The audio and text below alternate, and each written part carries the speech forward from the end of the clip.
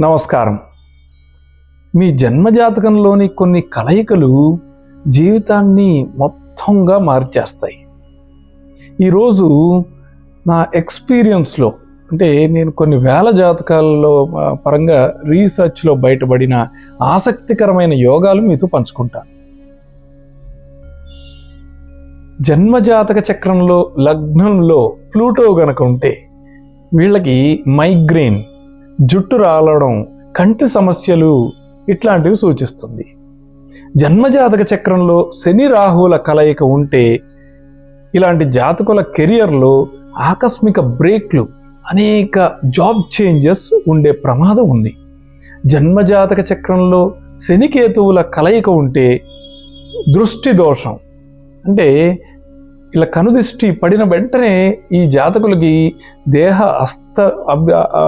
అస్వస్థత, ఆందోళన వెంటనే కలిగేస్తాయి.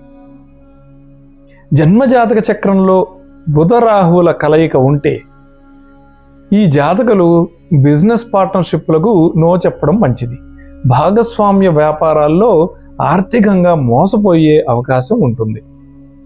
జన్మజాతక చక్రంలో 12వ ఇంట్లో కుజుడు లేదా కేతువు కానీ ఉంటే వివాహం అయిన మొదటి 2 సంవత్సరాలు కొద్దిగా టఫ్గా ఉండి, అంటే గొడవలు జరిగి తర్వాత మెల్లగా సర్దుకుంటుంది. జన్మజాతక చక్రంలో 4వ భావంలో కేతువు ఉంటే ఇలాంటి జాతకుడికి కానీ ఆయన తల్లికి కానీ ఛాతీ సమస్యలు ఉండే అవకాశం ఉంది. ఇలాంటి వారు వారి భావోద్వేగాలను బయటపెట్టడంలో కూడా ఇబ్బంది పడతారు. జన్మజాతక చక్రంలో 9వ భావాధిపతితో కేతువు కలిసి ఉంటే, అంటే 9th లార్డ్ ప్లస్ కేతువు కంజంక్షన్ ఉంటే వీరి తండ్రి లేదా వీరి తండ్రి పితృవంశంలో ఎవరిదైనా అసహజ మరణం ఉండే సూచన ఉంది. జన్మజాతక చక్రంలో 7వ భావంలో గురువు ఉంటే ఇలాంటి జాతకులకు అత్యంత నమ్మిన వ్యక్తితోనే అభిప్రాయ భేదాలు ఉంటాయి.